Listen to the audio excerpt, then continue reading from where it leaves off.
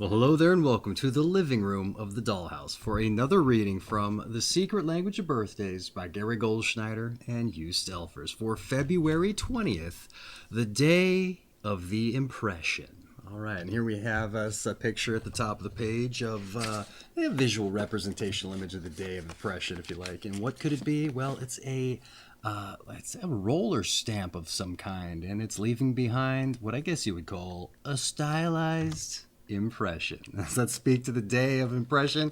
I would say it does. And, a lot of times these images, they don't necessarily do as much. That having been said, I just like folks to kind of see what I have on the page in front of me, so you're kind of part of the paradigm of things going on off screen. That says not altogether all too important, the visual representational image. Not when it's February 20th and it's somebody's birthday. So if your birthday's February 20th, what's important around here? Wishing you a happy birthday. So happy birthday. But if this video finds you late, I don't know, days, weeks, months, whatever the case may happen to be, I just want to say I hope you had a happy birthday if that's the circumstance. Now, before I dive in here with the redirect, something I like to do here is wish those folks that join us randomly, or more ideally here to celebrate, hello, welcome, and I hope you enjoy yourself. And then I would also like to dovetail that into rolling some dice. That's right, this is the DykASSt birthday broadcast, so I like to live up to the namesake, but I do so more importantly for synchronicity's sake. And here I rolled us a 4 and a 2 for a 6. Now, what is synchronicity, you're probably wondering? Well, my friends, as I hear it told, the universe or the higher powers that be will oftentimes put things on our path to help us realize our goals or manifest our aspirations. But a lot of times as we get out into the world, say on the commute to work or just running errands, well, we're kind of narrow or singular of focus. We often got the blinders on to the things going on around us. Not to say we don't see such things, but we might not lend them a lot of significance. And so this is a little bit of an exercise to help you take those blinders off and start seeing the things the universe is laying out for you. And we do so in this exercise by figuring out a sign that we can't help but notice. Something that I would say is, mutually agreed upon between us and the universe. That's right, your daily numbers. Now you don't have to go with the numbers that I rolled for you. The intention is there, but it's probably advisable you get yourself a set of dice so you can ascribe directional values to number sets and time limits with which to go in those directions. Also, if you have some questions like yes or no, you can throw them on even or odd rolls of the dice there. That said, once you've established all those things, I don't know, pick out a place that's near and dear to your hearts or a place you haven't explored before. Say downtown or the town square, as I often like to say. And then get out there and, like I said, get those blinders off. Start taking in everything around you like a sponge, because you never know. The day might start to also take on a little bit of a theme. You might start seeing things presenting all over the place. Let's take the roller, for example, or the stylized impression. You might start picking up on such things around you and in ways that you wouldn't necessarily think are normal. I don't know, you might start seeing advertisements with as much, or I don't know, just rollers on all sorts of things. I don't know, you never know, but it's not to say that's the sign that's going to pop up. It could be anything, so just keep your eye out, all right? You might start seeing murals on the sides of buildings, advertisements on bus benches or taxis, who's to say? So just be mindful, all right? That said, get yourself going on this first directional value time limit. Maybe you're not seeing anything. It's just the everyday goings on, right? Well, maybe at the end of this first time value, just stop, compose yourself, and look around for a minute or two. And as I often like to say, maybe you'll notice something that's otherwise inconsequential, like you're on old 6th Street. That's right. I would take that as a sign you're on the right path. Roll yourself the dice again, find the next directional value time limit. Maybe at the end of this one, I don't know, what's this? The old number 6 bus pulls up. Well, you know what? I would say take that as a sign you're on the right path, all right? So you get on there. Maybe you have perfect change in your pocket as another synchronistic thing or elements into the bargain. And in a day and age when people don't carry around coins, I don't know. There you go. It's just another sign. So just as the bus is about to pull out, I don't know, maybe a street sweeper pulls out in front, right? And somebody on a bike jumps off and the bike gets caught up in, that's right, that roll and brush in the front. So the bus has to part. You have to get off. Everybody's a little bit anxious there. Maybe everybody's gathered around the street sweeper as the guy gets out, tries to remove the bike, and you start looking at somebody and talking to them like, man, this really throws a wrench in my day. And I'm like, I know, I was getting off to work, but now I'm gonna have to phone in and call it quits or something. I don't know. But then you go, well, I'm just out here rolling dice, so it's not that big a deal for me. They go, what are you talking about? Maybe show them your dice, show them this video, and they'd be like, that's crazy. And you're like, I know. This is pretty wild, isn't it? But I wanted to shake up my birthday. They go, that's what's crazy. It's my birthday too. Oh, you never know. The universe might have thrown a wrench into that, or a bike into the street sweeper, so that you could meet this individual. And who's to say? They just said they were going to quit their job. Maybe they're apt to join you on this journey. That's right. You know what? And what's great about that, if something like that happens, as I hear it told also, the more people that join in the endeavor and focus on the same results, you're apt to beget more coincidences and more manifestations there, I feel like. So in any event, I think you get the idea. Get out there, see, taste, touch, smell, intuit, even just a little bit of the magic or the stacking up the coincidences or the synchronicities, and you'll understand why I brought this up. All right, I think you get the idea. Let's get on with the birthday read. Your month is February. Your day is the 20th. Your sign is 0 to 2 degrees Pisces, the first day of the new sign here, Pisces. And your, let's see here, your period is the Aquarius Pisces cusp specifically. So you're still getting a little bit of the Aquarius powers in there.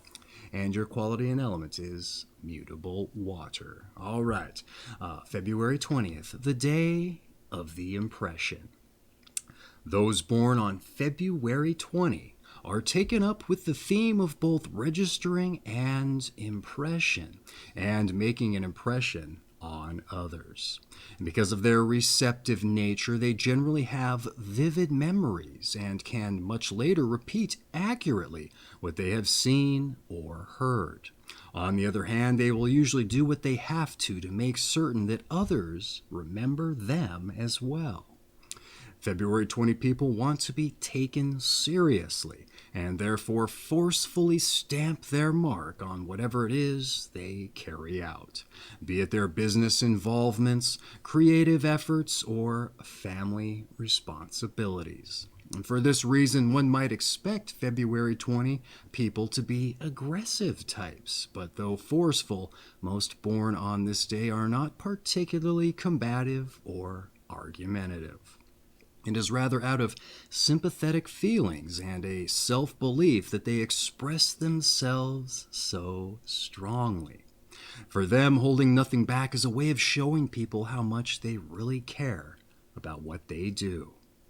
Excellent additions to a team, they demonstrate both their ability to put their talents to work for the common good, as well as their relative disinterest in being a dictator.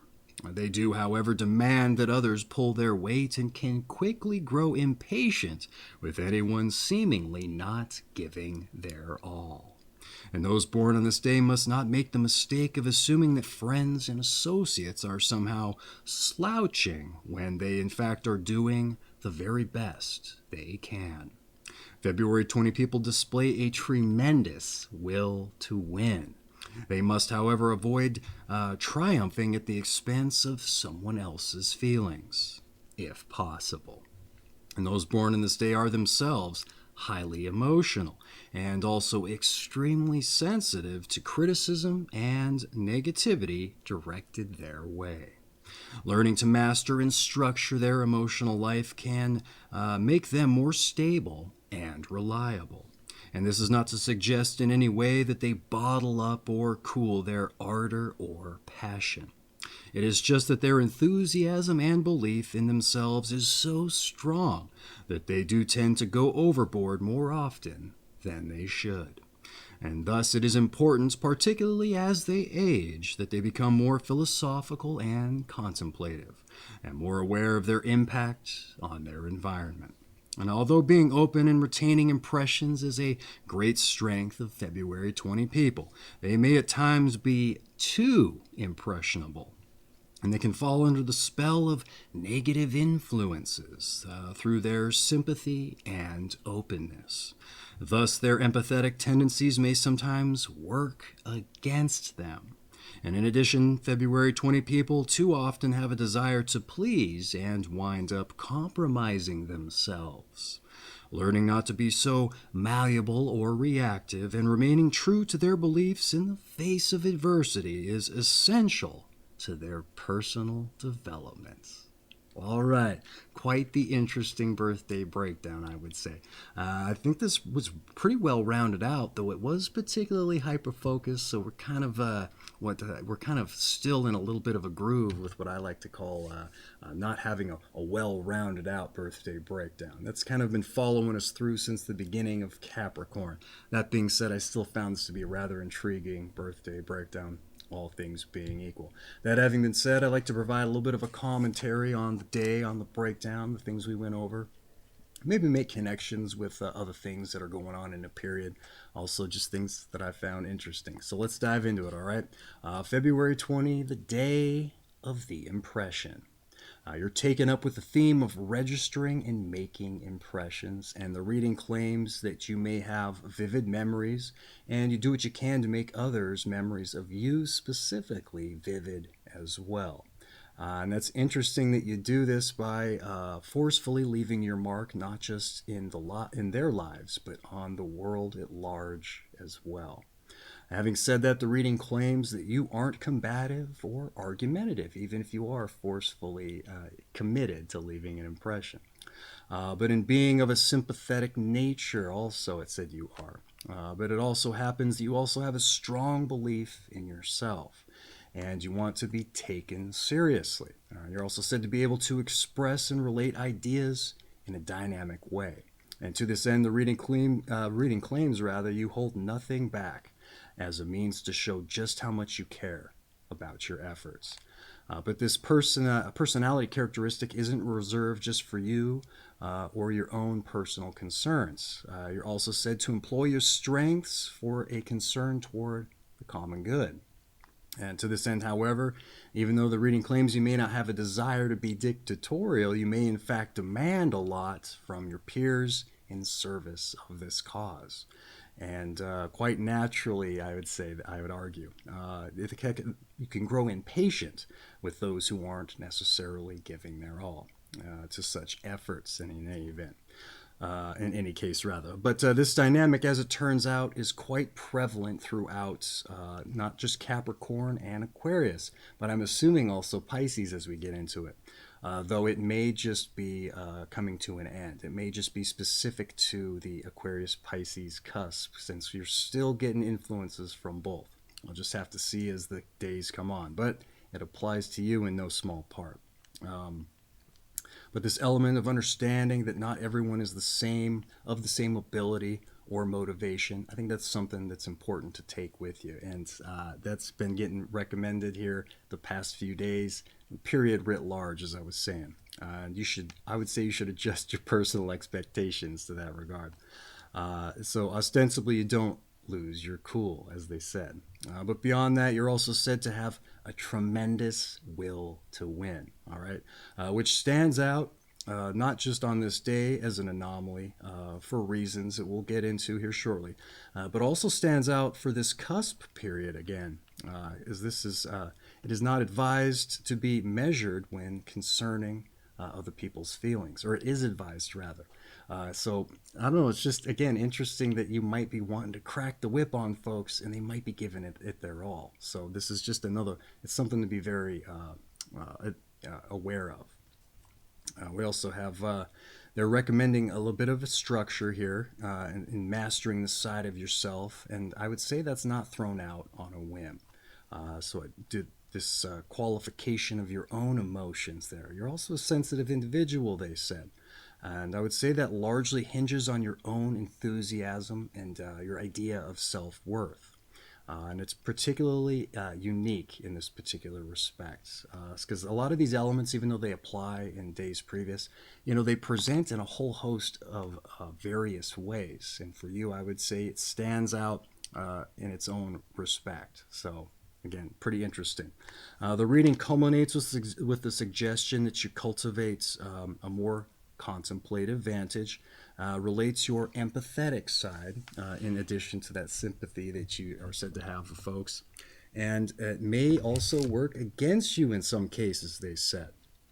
Specifically, if you fall under the influence of negative ideas. And with your desire to please, it might potentially compromise your own values. For a very fascinating aspect to the breakdown. I don't know. It seems almost counterintuitive to someone who's so self assured that they might be influenced one way or the other. But you know what? There must be some kind of historical precedence for as much if they're relating it. So I found that particularly interesting also because that was a dynamic that I haven't necessarily seen present in at least a couple weeks. So, in any event, that's been what I had to say about the breakdown.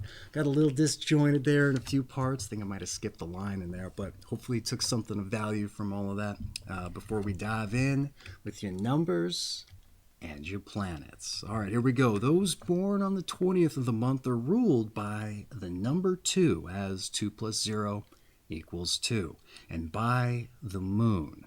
And those ruled by the number 2 tend to be gentle, imaginative, and easily hurt by the criticism or inattention of others. They may also take offense easily and be prone to irritability.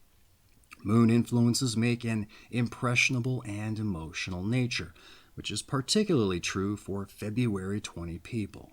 And the influence of Neptune, the ruler of Pisces, and Uranus, the ruler of Aquarius, may lend highly intuitive, even psychic powers to those born on this day. And I know that sounds a little, I don't know, foo-foo if you like, but this isn't stuff that they normally drill down on. So don't think that that's just weaved in and out of the book writ large. It only comes up very seldomly. So in any event, let's dive back into the notes here and relate your numbers and your planets. Maybe get into some of the things I mentioned earlier of particular note. So we have the number 2 in the moon for traits of gentleness, imagination, and an element of being easily hurt by criticism and the inattention of others, which is highly unique for a moon day, as it turns out. See, typically the moon relates traits of making good co-workers and partners rather than leaders. And I would say a little bit of that co-worker aspect seemed to be in there in no small part. But I was ready to speak to how this didn't seem to apply. Because I kind of know when it's coming up with the moon, they're going to say as much. They almost do so religiously. But I got very strong indications that you're a dynamic leader, it sounded like. So I was ready to kind of talk about how this doesn't seem to apply. But here they didn't even mention the strong partner or co-worker aspect to it. The moon is also said to impart a passive and reflective qualities. Reflective for the self, I would imagine. Not quite sure. They don't ever really drill down on the context of as much. Because I also think maybe reflective, like you're letting things, people's perceptions come off of you back onto them. I'm not quite sure. But let's assume it's the reflective qualities for, pontificating on such things. Here nor there, they didn't bring it up. And again, I don't know that I necessarily picked up on it in the breakdown either, though you could argue maybe you do because you reflect upon those memories that you're said to have a definite perception of. Who's to say? It's just interesting they didn't include it as religiously as they put it in all the other moon entries. That said, Uranus is the explosive and erratic planet of rebellion and idiosyncrasies, and it's said to electrify and also shake up planetary dynamics for that which it's in co-rulership with. Then it's also coupled with Neptune, the planet of dreams and visions, and typically imparts high ideals, or a lot of those folks have their head up in the clouds and their concerns with the more spiritual aspects of life versus the more grounded, earthy type things. And so Uranus and Neptune are in a co-rulership because of this cusp period. So it might make a fair amount of astrological sense that the moon and its energy is largely dampened or otherwise altered because these planets are coming into co-rulership there. So it makes all the sense in the world why the typical traits that are brought into a moon day aren't present, because maybe they're completely abolished, if you like. To this end, it may also speak to this tremendous will to win. That kind of thing is not typically found in a moon day, so that might be the reason why. And I mentioned, this is what I mentioned as an anomaly, and that's why I said it was anomalous, just because, again, it's not usually found in the moon day. And that's might be the reason why there, with Uranus and Neptune. Don't know what to say about the psychic or intuitive powers per se, as said it to be imparted by the cusp. But hey, I would take that if it was offered to me, and it wasn't. So, event that's been in Numbers and Planets. Hopefully, you took something from it. These Numbers and Planets entries have been rather sparse the past few days in this particular cusp, which is rather interesting considering there's so much that they could expound upon. Here, they gave you a little bit more than the past few days, but still, it was a little bit sparse. That having been said, hopefully I imparted something of value to you, something you found of interest. Before we move on to your tarot. All right, your tarot card. One of the more eclectic of the New Age metaphysical ideologies, but hey, it's here in the book, and oftentimes we can make further connections with what's been said in the breakdown. Sometimes not so much so, but who's to say? We'll have to just see. Let's dive into it here. The 20th card of the major arcana shows the judgment or awakening, in which people are urged to leave material considerations behind and seek a higher spirituality. The card depicts an angel blowing a trumpet, signifies that a new day, a day of accountability, is dawning. And it is a card which suggests we move beyond our ego and allows us to glimpse the infinite. The dangers that the trumpet call for some heralds only exaltation and intoxication, a loss of balance and indulgence in revels involving the baser instincts. All right. This is a total copy-paste job, just the typical relation of the card, but that having been said, that's not altogether abnormal. Most times that's the case. Only seldom will they button on something that to explain why it's particular or of note specifically to you. That said, let's dive back into the notes, see what I had to say here. Judgment or the Awakening. It's a once-a-month card said to urge folks to leave material concerns behind and seek higher spirituality. To move beyond the ego and glimpse the infinite. Something I would say is an apt idea for someone so established in their confidence or their ego. All right, I got the idea that was the case from the breakdown for you. Albeit it's quite the challenge, I would imagine, for you. But you do have Neptune and the moon on your side, so it's well within your capability, I would argue. Even if you don't necessarily want to lean in on the astrology, I would say it's still within your grasp, all right? Just beware of the negative influences that they mentioned, to say intoxication and exaltation. I would say that dovetails quite nicely in with the idea that you might be impressionable with things that otherwise go against your fundamental values, perhaps. What else do they have to say here? But I would say also, if you do want to lean into this higher spirituality, a seeming loss of balance might be baked into the whole situation, at least at first, if you do have a mind to start going after higher concerns. So they mentioned loss of balance. I would say that applies if you do want to start leaning into those things, which they're recommending. But you know what? It's probably a good thing, I would say. But in any event, that's what I'd say about your tarot. Again, hopefully you took something of value, something to at least lend a little bit of, open-mindedness towards. But let's go and move on to your health. That's right. Let's see what they have to say about your health here. Those born on February 20 have sensitive nervous systems, which can periodically go out of whack. They also may be prone to skin allergies, and they must rather take particular care of their extremities, not only to avoid muscle or bone injuries at the present time, but circulatory complications in later life. Certain foods may have to be avoided if allergies are a problem, but for the most part, February 20 people can eat a well-rounded diet. And as far as physical exercise is concerned, vigorous activities 2 or 3 times a week, such as team sports, aerobics, martial arts, or weightlifting, are recommended. As sensitive individuals, February 20 people usually need plenty of sleep. All right. very specific health entry today. A lot of times they are, but I would say in this period in particular, it has been so unique, and it vacillates in and out, different qualities, different elements. They even write them in different ways sometimes, not following the typical conventions that they usually use with the rest of the book. And I would say they followed suit here with you as well. Now let's dive into it here. You're said to have a sensitive nervous system. Not altogether all too uncommon with past period, with Aquarius, and then some of the Capricorn days as well. Just kind of part and parcel, I would say.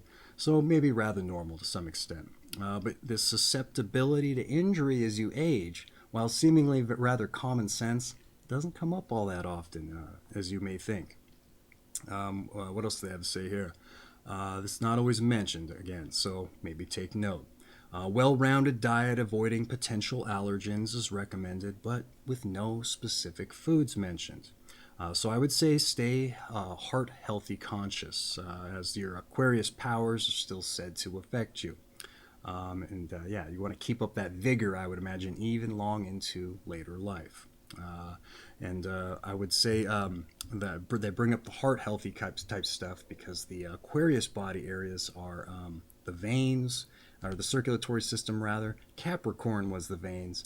And Aquarius, they really didn't mention foods specifically. However, Capricorn, they oftentimes were suggested to cut out dairy fat as well as animal fat to keep the cholesterol and the plaque out of your arteries.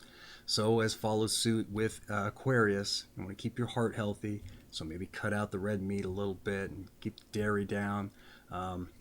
Makes a little bit of sense, I would say. But interestingly, with with Pisces, got so many things in the mix here. With Pisces, one of their body areas is the lymphatic system, and so you want to cut out a little bit of dairy so you don't build up all that mucus, I would say.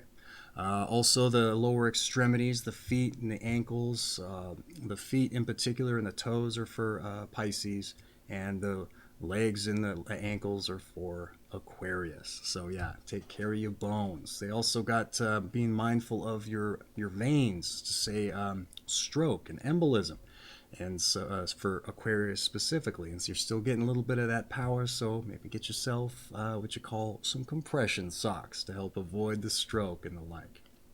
That said, they recommended vigorous exercise, and that is a bit of an anomaly here for moon days in particular. I think for the most part, moon days is usually a little bit moderate exercise, but Uranus coming into the chat room there, just shaking things up as it tends to do, it's really just making things different for all the different days and changing up the dynamics. Mars usually gets vigorous exercise. All the Mars days in the Aquarius period, they got like light to moderate. So it makes no sense there. But that's what they said for you. And what's interesting with the sensitive individuals, why would you get vigorous exercise? Kind of interesting. That having been said, they said to get plenty of sleep, and this typically only comes up for Neptune days, but for reasons of getting their dream time. I would say that also applies to you to no small part. But they said it for a totally different reason, and that was because you're sensitive, whatever that means. Maybe you just need your rest to recoup from the vigorous exercise. In any event, that's been your health, so let's move on to some advice. All right. Stick by what you believe, all right? And do not be easily swayed by others. The emotional life is but one part of a healthy being. And focus a bit more on your mental strengths. Beware of your tendency to overwhelm people. All right. Just reiterating a lot of the things that we've already drilled down upon. A little bit of a deviation this period with the advice. A lot of the times it's just been reiteration. Nothing particularly profound. And what's interesting is the advice in a lot of cases seems to be. Not to say there's not some value in reiterating all this stuff. Sometimes folks just need to hear it in different ways in order to crystallize it, if you like. So let's dive into it. Let's see what I had to say about what they had to say. Bear with me, I had to write it real small in the book itself, so let's get into it here. They said stick by what you believe and don't be easily swayed. I would say maintain that self-confidence, all right? But use your intuitive instincts and your best judgment, all right? Keep that at the fore, I would say. People may wish to take advantage of you because of your sympathetic and empathetic nature. Don't let them. All right, and maybe have that in the back of your head when you meet new people, or when they're trying to get you to do something that you're like, what's going on here? Yeah, I don't know. Just be advised, I would say. They said the emotional life is but one part of the healthy being. All right, and I would say just be balanced with your emotions. Balance and being moderate, that's like a through theme for the entire book. It comes up all the time. So just be balanced. I would say don't put too much stock in your emotions, but also don't dump it all out either, all right? There's such a thing as being too objective, all right? And this came up on February 17th specifically. I think it's the first time I ever saw it. And that was the day of the battler, all right? And they said they might be too objective. So they're not leaning in enough with the emotions, and they're losing something in the bargain, I would argue. So also be rational, which dovetails nicely with they're saying beware overwhelming people, and we drilled down on this quite a bit. All right, expecting too much from folks incapable of putting out your same energy or motivation. We just have to be mindful that not everybody's the same. What else do we have here? Earmarks of a good leader is also knowing what your peers or your subordinates are capable of, or what they're good at, rather, and for how long they can put up with it, etc. So don't let your desire to win overshadow those realities. Again, it's the earmark of a good leader, knowing the individuals who are on the team and what they're capable of. And, knowing when to crack the whip on those people who are capable of more, and maybe they're sandbagging it, right? So who's to say? And maybe they need that outside of the folks who just need to be asked. You gotta know when to cultivate those things as well, and know when to use them. But even that's what I had to say about your advice. So let's move on to your meditation. That's right. It's your birthday. You get a meditation, something to reflect upon, if you like. All right, here we go. The images we receive shape the ones we transmit.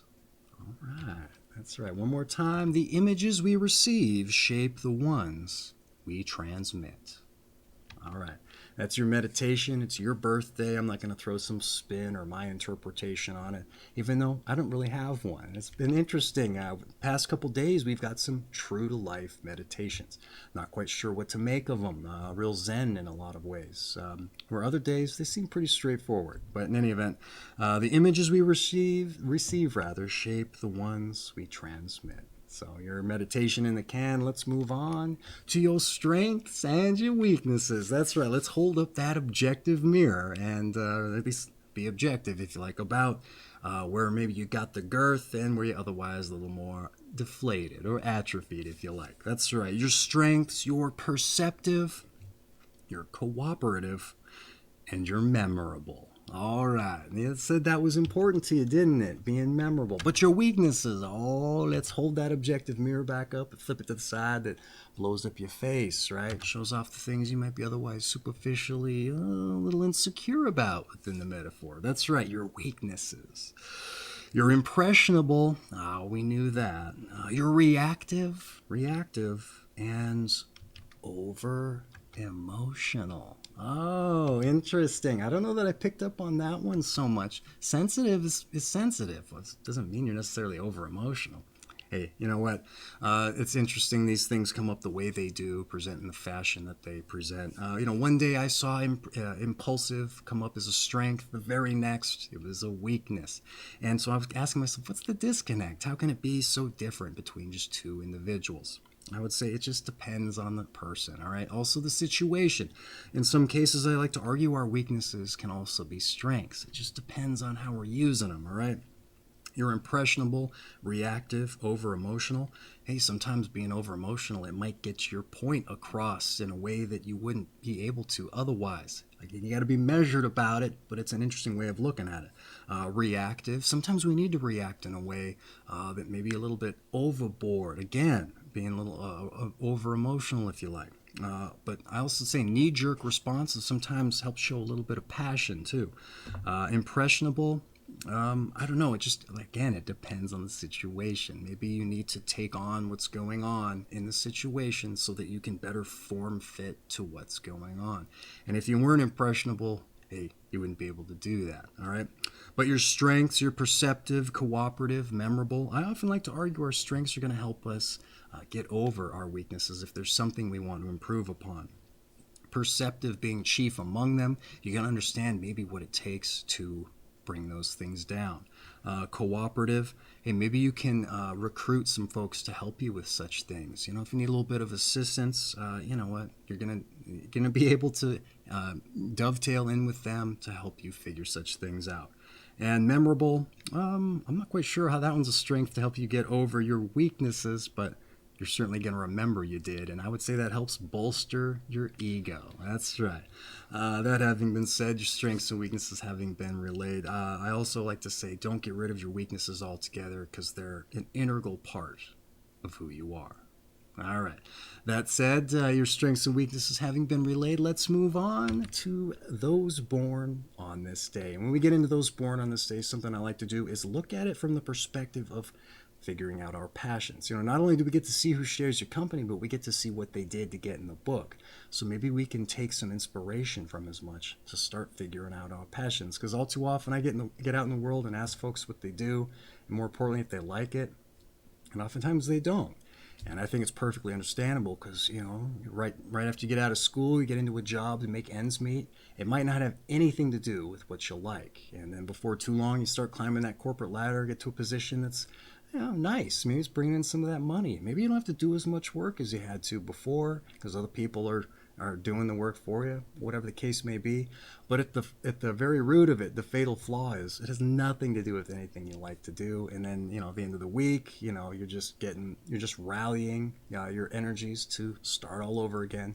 And at the end of what are we really doing here? We're just serving somebody else's greater cause. But what if we could be serving our own, right? It's going to take time and effort to figure those things out in a lot of cases. So I think this is the perfect opportunity to do that. Start putting the bug in your ear to maybe start rekindling the fires or starting the fires of figuring out your passion. Carving some time out to put into work to figure those things out. So let's get into it here. Not just see who shares your company, but what they did. And you get it. Let's get into it here. We start off with Ansel Adams, the naturalist, photographer, and conservationist. We also have Louis I Kahn, or Louis I Kahn, perhaps. Kahn, not Icon, icon. We have, he was an architect, or she, I can't quite say. Sidney Poitier, the film actor. Patty Hearst, the heiress, and kidnapped by the SLA, became a revolutionary. There's that impressionable aspect, so some historical precedents. Was a bank robber and captured by the FBI, and her sentence was commuted, and she married a bodyguard. Interesting life right there, I'd say. We also have Robert Altman, the film director of Nashville and The Player. Gloria Vanderbilt, the heiress and stage actress and designer, followed her passion, even though she ostensibly had enough money to do anything, right? We have Sir Charles Barkley, the round mound of a rebound, apparently. Never heard of that one. The all-star basketball forward, MVP, and U.S. Olympic Dream Team gold medalist. We also have Kurt Cobain. That's right, the lead singer of Nirvana, and influential in the grunge music scene. And it says suicide at age 27, sadly. We also have Phil Esposito, a hockey player and 6-time All-NHL, 2-time MVP, 5-time scoring champ. René Dubois, French-American bacteriologist and developer of the first commercial antibiotic. We also have Nancy Wilson, a singer, I think of Heart fame.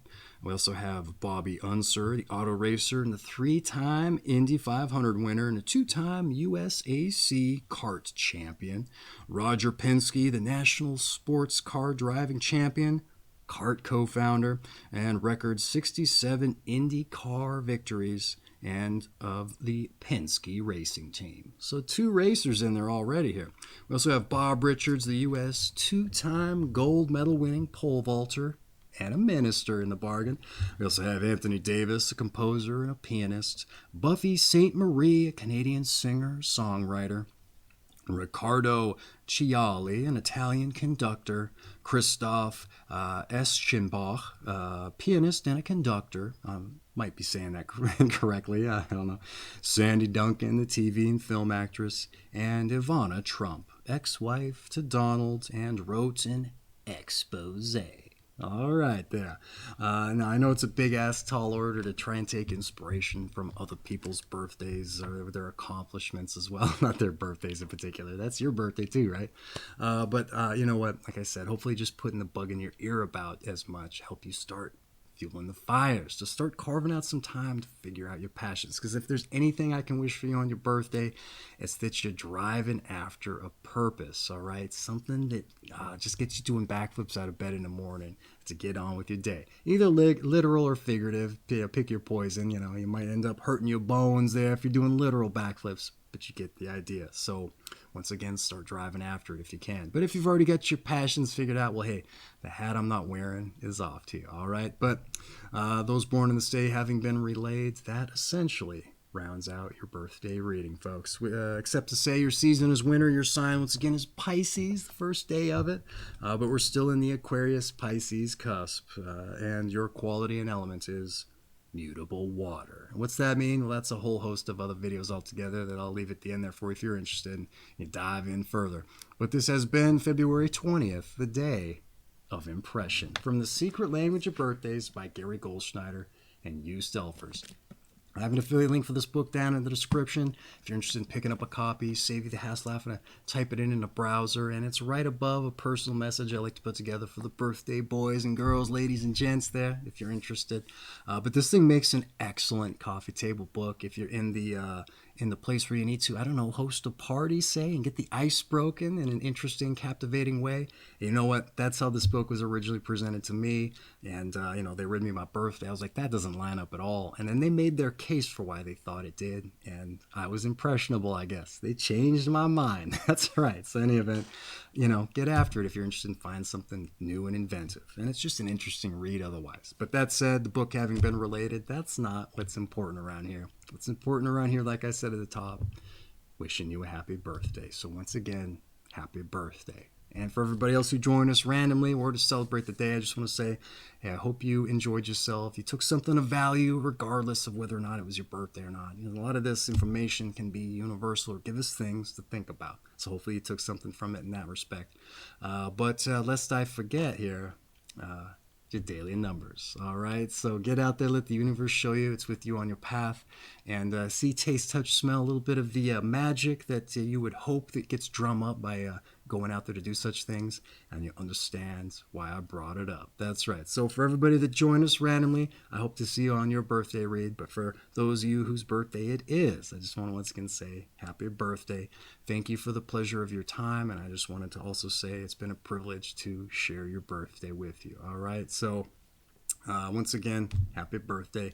Take care of those extremities. Don't get too impressionable, but be open to, what was it? That's right, being objective and also your emotions and sensitivities. That's right. Don't throw them in the trunk. Just maybe put them in the back seat once in a while. That's right. Keep them in the car if you like. So that's right. In the event, happy birthday and take care of yourselves.